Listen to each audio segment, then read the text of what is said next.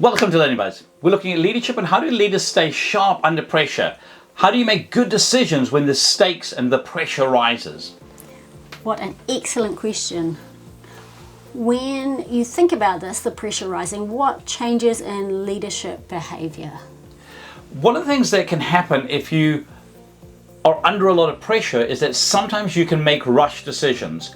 And I think one of the key things that good leaders do is that they make sure that they make time around decisions.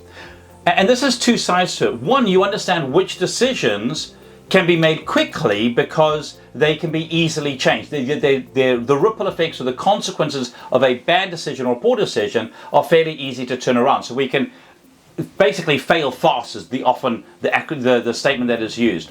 However, when the pressure is really high, sometimes we have to make big decisions that can't be reversed easily. Maybe you're looking at a merger or an acquisition. Maybe you're looking to sell off a key part of the company or invest a lot of cash into something.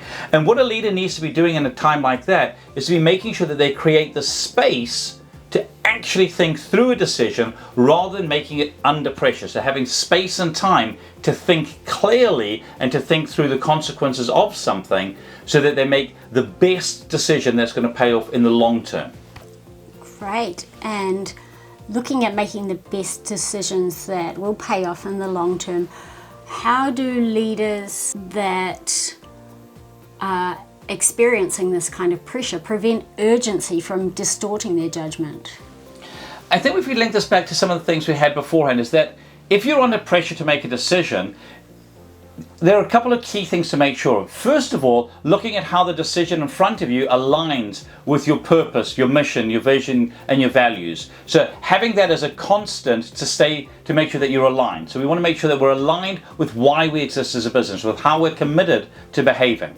We talked beforehand around surrounding yourself with wise people, getting wise counsel. So if you're looking at big decisions, actually having people that you can bounce questions off of.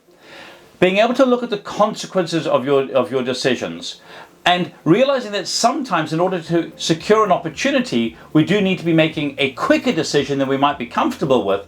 But when you can balance of, is it aligned? Have I had wise input into this? And what are the consequences of getting it right, taking too long to decide, or getting it wrong? And actually stopping and creating space for yourself to sit down and think that through. It allows leaders to make better decisions in that space rather than just feeling like, oh, I've got to make a decision on this right now.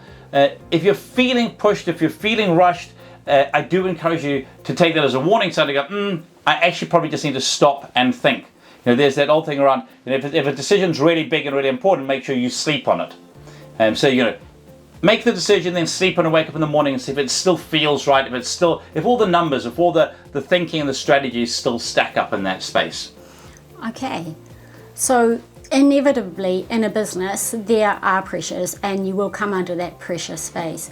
What one thing can leaders ensure that they do to make sure that they're prepared for when those spaces arrive?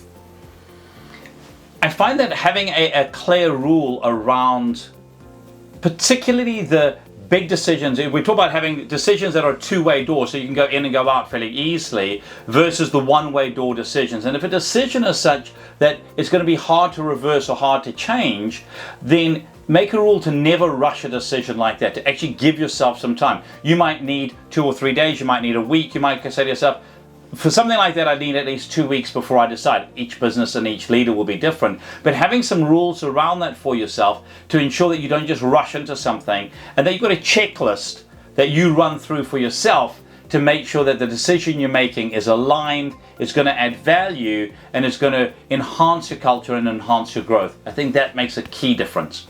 Here's to your success.